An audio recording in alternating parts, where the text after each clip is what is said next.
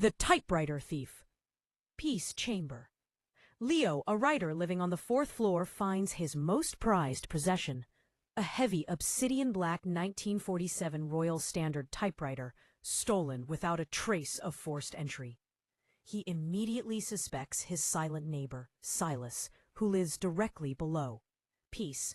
Leo breaks into Silas's apartment, finding it empty except for an enormous black cabinet. Inside, he discovers the Royal Standard completely disassembled.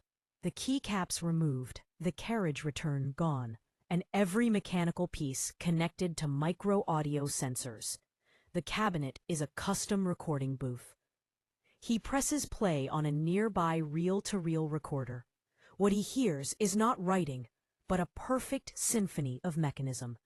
The metallic click, the bright ding of the carriage return, and the smooth whir of the gears. Silas is a sound artist, stealing the typewriter's pure sustain and honest rhythm, untouched by the distraction of language. When Silas returns, Leo realizes the depth of the theft. It wasn't the machine, but its irreplaceable sound, the very foundation of Leo's creative world that had been claimed by another's art.